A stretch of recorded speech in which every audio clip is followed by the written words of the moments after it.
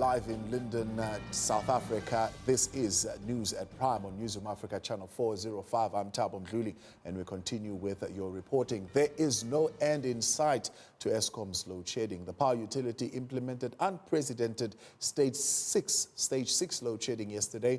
Now, business reporter Wandiswa Ntengento explores alternative energy solutions and just how much it will cost ordinary South Africans.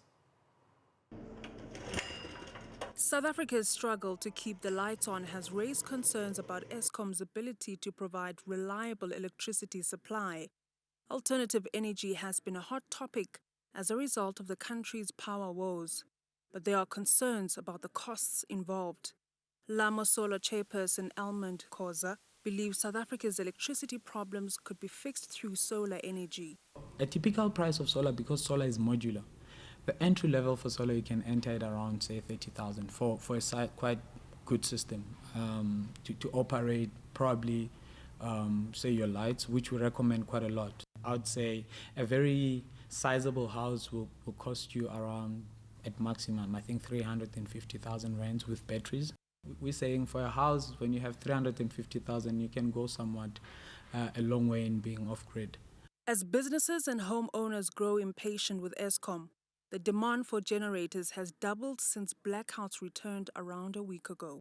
Just looking at the website inquiries now, we've had about 7,600 hits on our website. People looking to buy, people looking to rent, people looking for advice on generators. We normally handle probably 200-300 inquiries a day. So 7,600 in 48 hours says there's panic in the economy and we need to find a solution, and very quickly. We have a fleet of our own generators of close to 900 sets. On an average day, you're looking at close to 200 to 300 generators that are on hire. As we stand right now, of our 900 sets, we've currently run out. Even though demand has grown, Sibanda says ordinary South Africans would have to fork out thousands to power their homes. Now, 2-3 bedroom house power requirements is typically 7 to 9 kVA in terms of size. 7 to 9 kVA, you're looking at between 15 and 20,000 at most if you're going to buy a generator. And that's mainly your petrol power generators. Quite noisy, you've got pollution elements, 3,000 RPM, so it's your very, very noisy set. Okay, that generator will typically last you about a year before you have to throw it away. Your fuel consumption, you're going to be looking at about a litre an hour that you have to provide for.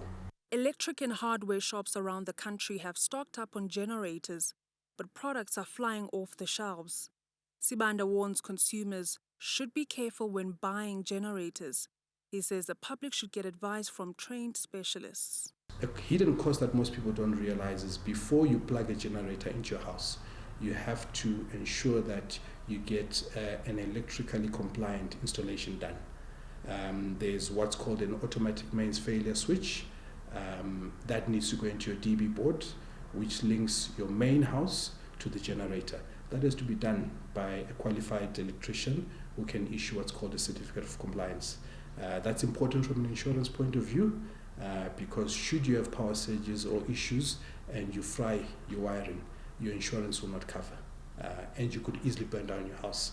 We have had instances that we've attended where people have gone and bought a generator from a hardware, plugged it into a power socket, turned it on, and cooked all the appliances in their houses.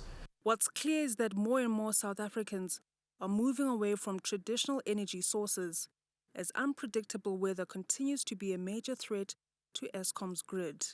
For Newsroom Africa on Channel 405, I am Wandiswa Ntengento in Johannesburg.